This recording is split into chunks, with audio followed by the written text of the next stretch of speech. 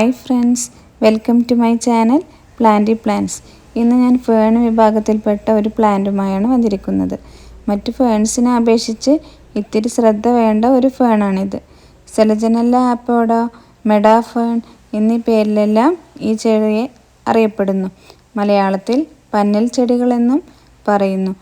ഈ പ്ലാന്റിൻ്റെ ഏത് സൈസ് വേണമെങ്കിലും ഇപ്പോൾ സെയിലിനായിട്ട് അവൈലബിൾ ആയിട്ടുണ്ട്. ഹ്യൂമിഡിറ്റി വളരെയധികം ഇഷ്ടപ്പെടുന്ന ഒരു പ്ലാന്റാണിത്. ഒരു കുഞ്ഞു തൈ വെച്ചാൽ തന്നെ ഇതുപോലെ ചട്ടി നിറയെ സ്പ്രെഡായി വരുന്നതാണ്. ഡയറക്റ്റ് സൺലൈറ്റ് ഈ ചെടിക്ക് ഒരിക്കലും പറ്റത്തില്ല.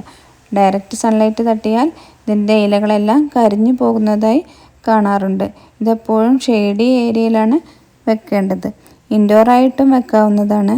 എന്നാൽ ഒരു പാർഷ്യൽ സൺലൈറ്റ് തട്ടിയാൽ മാത്രമേ ഇതിൻ്റെ ലീഫെല്ലാം ഇത്രയും ഗ്രീൻ കളറായി നല്ല ഭംഗിയായിട്ട് വരികയുള്ളൂ. ഇതൊരു ലോങ് ലാസ്റ്റിംഗ് പ്ലാന്റ് അല്ലാത്തതിനാൽ അത്യാവശ്യം ഗ്രോത്ത് ആയാൽ പ്രൊപ്പഗേറ്റ് ചെയ്ത് പുതിയ തൈകൾ റെഡിയാക്കി എടുക്കേണ്ടതുണ്ട്. ഇതിൻ്റെ വേരുകൾ മണ്ണിലേക്ക് താഴ്ന്നു പോവാതെ സ്പ്രെഡായിട്ടാണ് ഇരിക്കുന്നത്.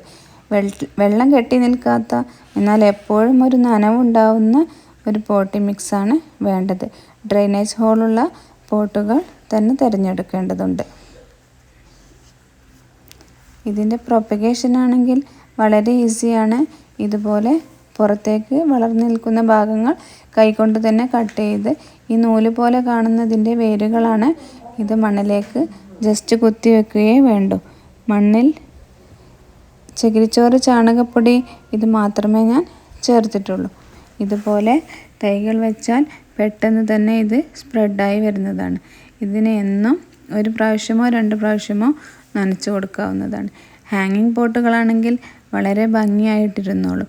വളരെ ബുഷിയായിട്ടും ഭംഗിയായിട്ടും ഇരുന്നോളും. ഇതിൻ്റെ വേരുകൾ അധികം താഴേക്ക് പോവാതെ ഇരിക്കുന്നതിനാൽ ഹാങ്ങിങ് പോട്ടുകളാണ് ഇതിന് യോജിച്ചത്. ബിഗോണിയയുടെ പോലെ വേരുകൾ ഇങ്ങനെ സ്പ്രെഡായിട്ട് ആണ് ഇരിക്കുന്നത്. അതുകൊണ്ട് തന്നെ ഫുള്ള് മണ്ണ് കളയാതെയാണ് ഞാൻ പാക്ക് ചെയ്തിട്ട് അയക്കുന്നത്.